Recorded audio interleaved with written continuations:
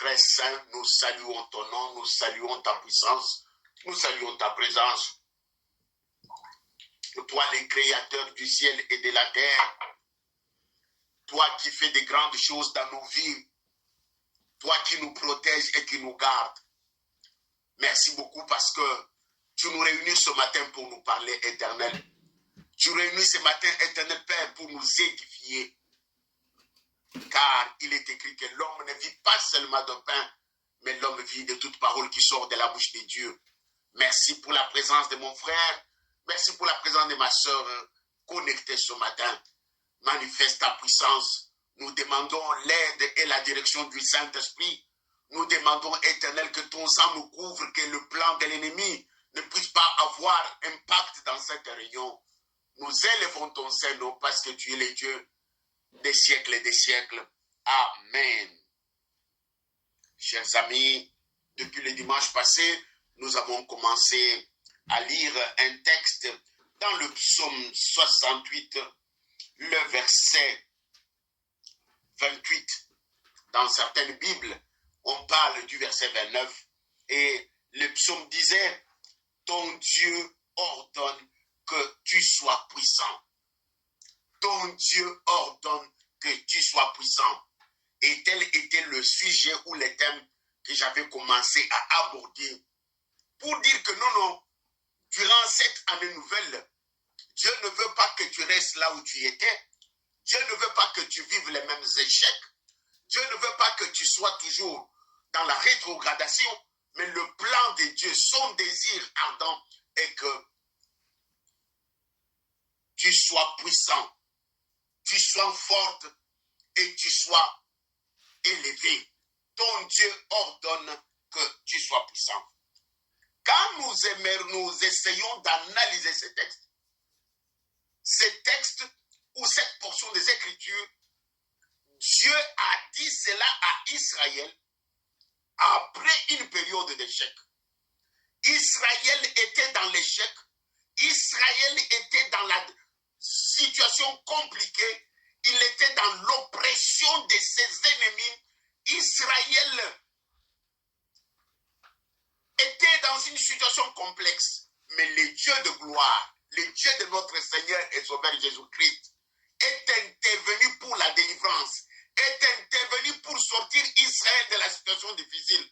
En les sortant de la situation difficile, alors il leur donne d'être puissants. En les sortant de la situation difficile, Dieu dit, tu deviens puissant et tu deviens fort. C'est là où le texte, ton Dieu ordonne que tu sois puissant, est intervenu. Ce matin, je souhaite épingler un élément important. Quand Dieu nous sort après la délivrance, après la guérison, après les moments difficiles, quand Dieu nous sort de cette situation, la bonne attitude que Dieu attend de nous, c'est d'être puissant et fort. C'est d'être puissant et fort. Voilà pourquoi même, quand quelqu'un passe par la délivrance, une fois qu'on a chassé les démons, on lui demande de se protéger, de barricader, d'être fort. Pourquoi? Parce qu'un démon, quand il sort, il va marcher chez eux ou entrer. S'il ne trouve pas, il rentre vérifier là où il était sorti. Si la porte est vide, il amène avec lui 7 autres démons. Et la situation de la personne sera encore très difficile qu'auparavant. La délivrance intervient, tu dois devenir fort. Dieu ordonne que tu sois puissant. Dieu ordonne que tu sois forte, tu sois fort. Car si tu baisses les bras, l'ennemi va profiter. Et j'avais essayé le dimanche passé de donner quelques définitions, de démontrer les niveaux de domination que l'homme a. L'homme a la domination dans le spirituel, dans les maléfiques et dans le matériel. Et j'avais essayé d'avancer plus loin. Nous sommes arrivés au point où les conditions préalables pour avoir la puissance de Dieu. ton Dieu ordonne que tu sois puissant, ton Dieu ordonne que tu sois fort, mais alors, quelles sont les conditions que Dieu exige pour que toi et moi nous puissions être puissants? C'est là où on s'était arrêté.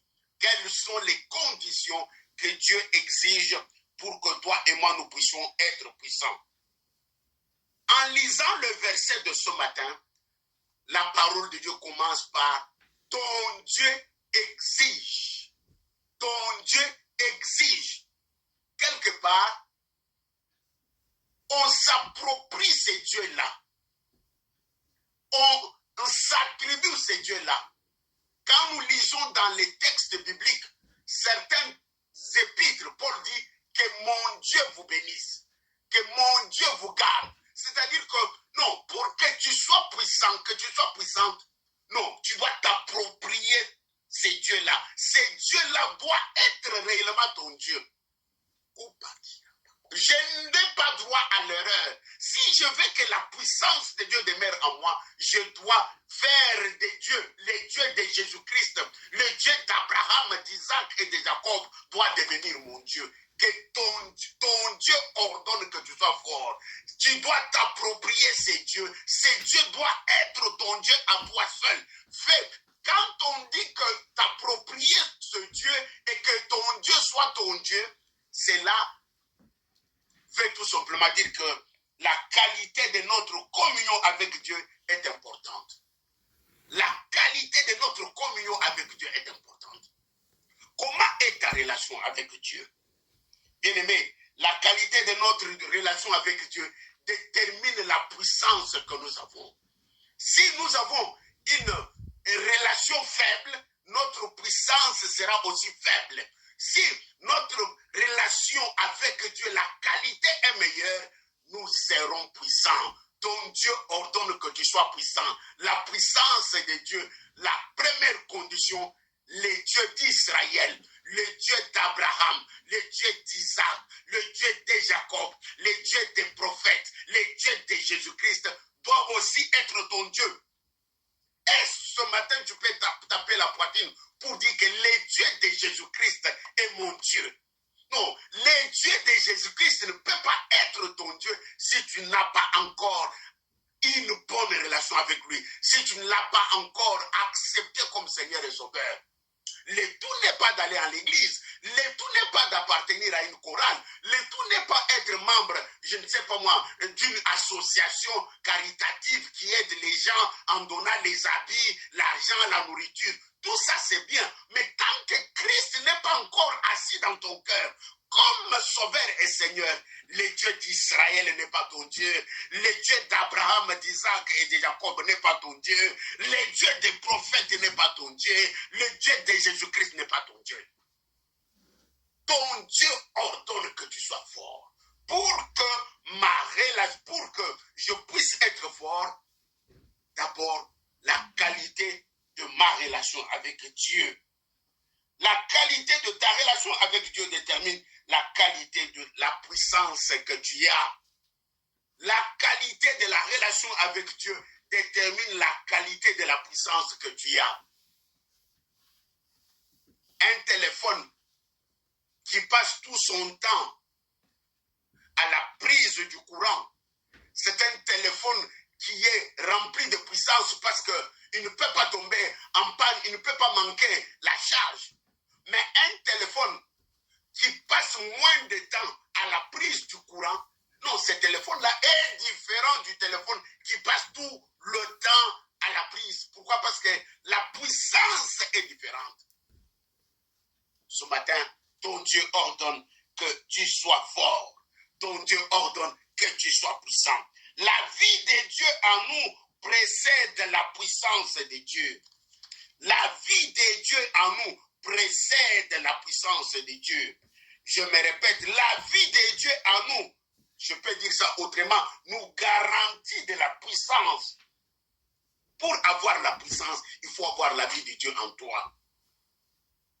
Tant que la vie de Dieu en toi n'est pas de bonne qualité, non, tu feras toujours les mêmes mauvais songes et tu pries, ça ne part pas. Tant que la qualité de la vie de Dieu en toi n'est pas puissante, n'est pas propre, n'est pas développée, tu seras un chrétien faible. Mais Dieu, dans son plan, lui veut que tu sois un chrétien fort, un chrétien puissant. Voilà pourquoi est-ce qu'il ordonne que ton Dieu ordonne que tu sois puissant. Pour que tu sois puissant, cela dépend de la qualité de vie que tu as avec Dieu. Je prie que la qualité de vie de Dieu en toi s'améliore. Qui dit qualité de vie fait allusion à la sanctification. Qui dit qualité de vie fait allusion à l'obéissance. Qui dit qualité de vie fait allusion à la vie de prière. Qui dit qualité de vie fait allusion à la consécration. Non, il y a des chrétiens qui sont légers.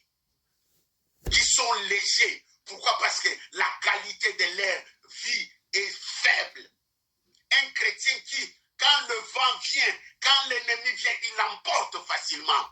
J'aime bien un texte dans l'Ancien Testament. Je me souviens, si je me rappelle, ça doit être dans le livre de Daniel. On parle que baiser. Baiser, cela signifie que non, il y a des moments où Dieu, quand il nous pèse, il nous sent très faibles. Quand il nous pèse, il nous sent très légers. Au contraire, celui qui a une bonne qualité de relation avec Dieu, quand on le pèse, on les sent puissants, on les sent lourds.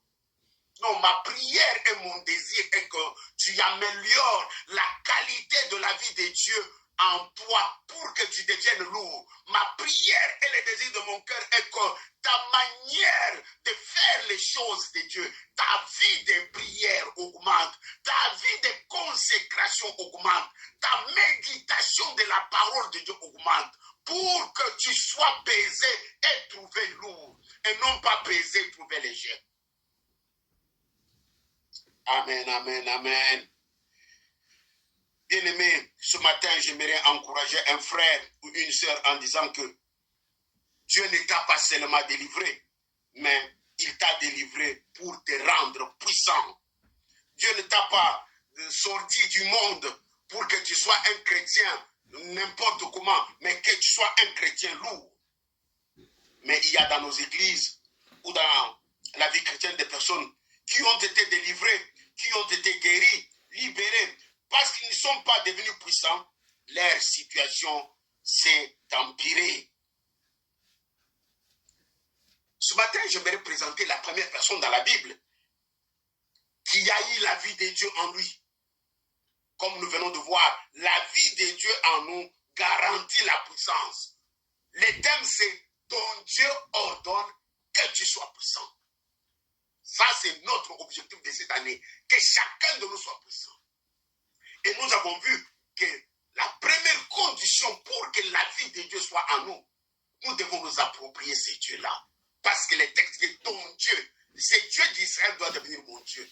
Quand Dieu devient mon Dieu, alors c'est déjà le premier pas vers la puissance. Et parce que Dieu devient mon Dieu, il faudrait à tout prix que la vie de Dieu, de ce Dieu-là qui est mon Dieu, soit en moi. Alors, pour bien comprendre cette notion, je vais prendre la première personne dans la Bible qui a eu la vie de Dieu. Il s'agit d'Adam. Il s'agit de notre frère Adam. La Bible dit dans Genèse, Dieu a dit, faisons l'homme à notre image et à notre ressemblance.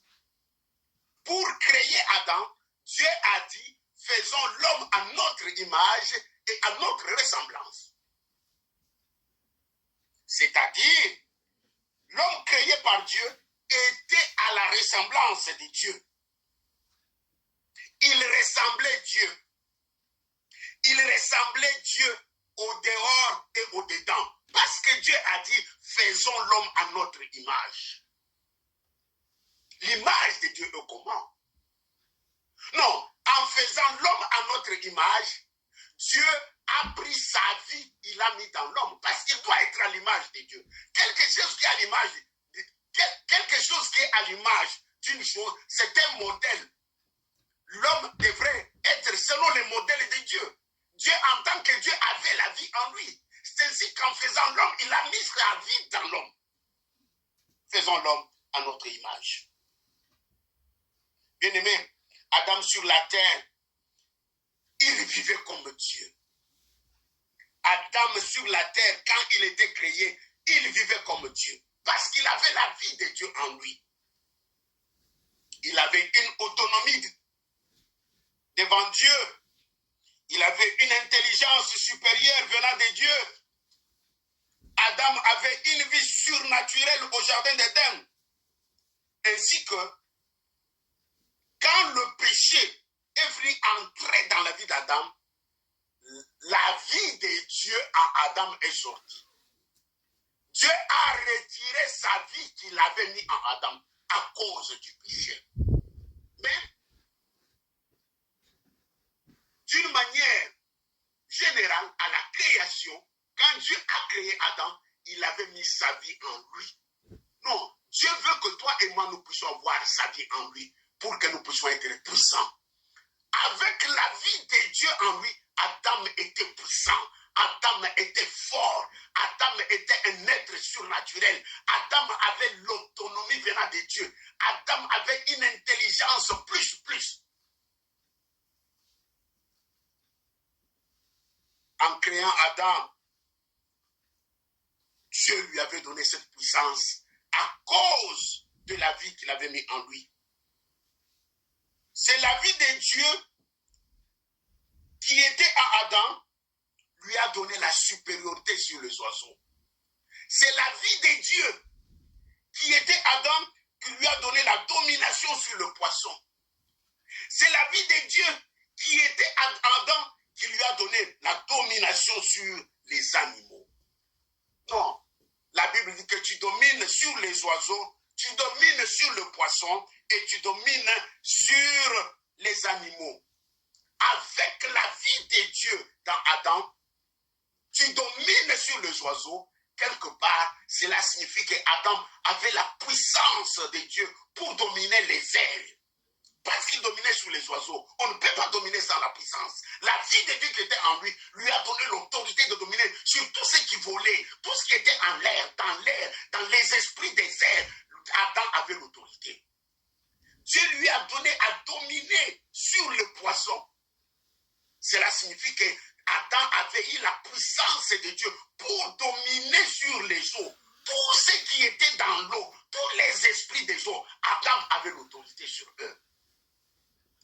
Et Dieu avait donné la domination à Adam sur les animaux. Les animaux marchent sur la terre. Bref, cela signifie que les dieux d'Israël avaient donné la puissance à Adam de dominer sur tout ce qui est sur la terre. Tout ce qui marche sur la terre.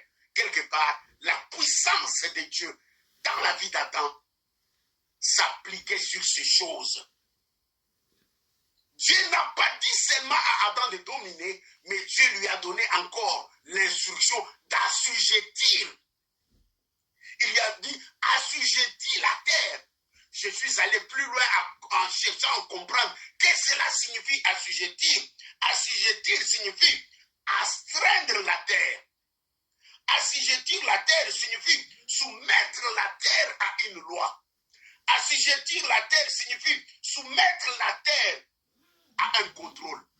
Quelque part, Adam, avec l'aide de la vie de Dieu, qui lui a donné la puissance, Adam contrôlait la terre. Qui dit terre fait allusion au sol et au sous-sol. Sol, cela signifie Adam dominait sur les plantes et la végétation. Le sous-sol, Adam dominait sur les minéraux et tout ce qui est dans le sous-sol. Quelque part, Adam n'était pas n'importe qui. Adam avait tout. Adam était un homme riche. Adam était un homme puissant à cause de la vie de Dieu qui était en lui. Chers frères et sœurs, quand l'ennemi est venu mentir à Adam, la vie de Dieu était partie. Dieu a retiré sa vie et la puissance qui était à Adam. Adam est devenu un homme ordinaire. Adam est devenu un homme menteur, est devenu un homme comme tout autre homme. Ce matin, j'aimerais te dire que la puissance de Dieu dans ta vie n'est possible que si tu cultives la vie de Dieu en toi. Regarde la vie de Dieu dans la vie d'Adam, où cela lui a mené. Adam était devenu fort. Et quand il a péché, Dieu s'est arrangé de les chasser et il a placé les chérubins sur les chemins qui menaient au jardin d'Éden, afin qu'ils ne viennent pas toucher encore à l'arbre de la vie. Dieu a placé les chérubins sur le chemin des jardins d'Éden pour que l'homme ne vienne pas chercher encore la vie. Alors, avec le temps, Dieu, en tant que souverain, s'est arrangé pour que si l'homme qu'il a créé veut avoir la vie, il doit l'avoir en Jésus-Christ, en acceptant Jésus-Christ. C'est ainsi que Dieu a envoyé Jésus. En l'envoyant, il a mis la vie de Dieu en Jésus. Tout celui qui accepte Jésus a la vie de Dieu. Toi et moi, en devenant enfants de Dieu, nous avons la vie de Dieu. Cela nous donne à comprendre que la vie de Dieu en nous nous donne une identité. La vie de Dieu en nous nous donne une identité. La vie de Dieu en nous nous donne la puissance et la vie de Dieu en nous nous donne une identité. Jean chapitre 1 verset 12. Mais à tous ceux qui l'ont reçu, à ceux qui croient en son nom, on leur a donné le pouvoir de devenir enfants de Dieu. Mais à tous ceux qui l'ont reçu, à ceux qui ont cru en son nom, on leur a donné le pouvoir de devenir enfants de Dieu. Quand tu deviens enfant de Dieu, tu possèdes une nouvelle identité. Bien-aimé, dans le monde spirituel, l'identité détermine ce que l'on possède. Dans le monde spirituel, l'identité détermine ce que l'on possède. Autant dans le monde spirituel, l'identité est très importante pour avoir accès à beaucoup de choses, de même que dans le monde spirituel, ton identité détermine aussi l'étendue de ton influence et de ta puissance spirituelle que tu dois réaliser. Il existe une grande différence entre être et faire. Être, c'est l'identité de la personne. Faire, c'est entreprendre des activités. Tu peux être et ne pas faire et s'en sortir. Au contraire, tu peux faire sans être, ne pas s'en sortir. J'ai amené ma réflexion plus loin. Je vais tout simplement dire qu'avec ton identité d'enfant de Dieu, tu as accès à beaucoup de choses. Mais si tu n'es pas enfant de Dieu, mais tu entreprends beaucoup d'activités, tu peux être limité. C'est ce que je vais tout simplement dire, qu'il y a une différence entre être et faire. Christ a payé le prix pour nous donner une nouvelle identité. Christ a payé le prix pour nous donner une nouvelle identité. L'identité comptait 3 éléments. La vie, la position et la gloire. Une identité contient 3 éléments. La vie, la position et la gloire. Très, très capital. Seigneur, merci. Parce que ton souci et ton désir est que nous puissions être puissants. Mais je ne peux pas devenir puissant tant que ta vie n'a pas pris sa forme en moi. Tant que ta vie n'a pas pris ses racines en moi. Ce matin, tu m'as envoyé avec un seul message. Dire à ton peuple que la vie de Dieu en nous garantit la puissance. Parce que Dieu veut que nous puissions être puissants. Le secret, c'est de nous battre pour que la vie de Dieu soit en nous. Notre consécration nous rend puissants. Notre consécration nous rend lourds devant l'ennemi, devant ses attaques. Merci parce que tu nous as encore ajouté un élément que la vie de Dieu en nous donne une identité. Oui, nous sommes devenus enfants de Dieu. Nous sommes devenus des citoyens du ciel. Et l'identité que nous avons nous ajoute 3 éléments. Le premier élément est que, Seigneur, tu nous as donné la vie. Tu nous as donné la vie. La vie que tu nous as donnée est véritable à nous. Et nous sommes conscients de cette vie. Merci Seigneur parce que tu nous as donné une position. Tu dis que moi, en tant qu'enfant de Dieu, je suis assis avec Christ dans le lieu céleste. C'est ça le livre des Éphésiens. Parce que je suis assis avec Christ dans le lieu céleste éternel. Ça, c'est une position que tu me donnes. Père, par rapport à cette position, tu me donnes la gloire. Tu me donnes la gloire, toute gloire. Père, venant de toi, Père, je la retire dans la consécration.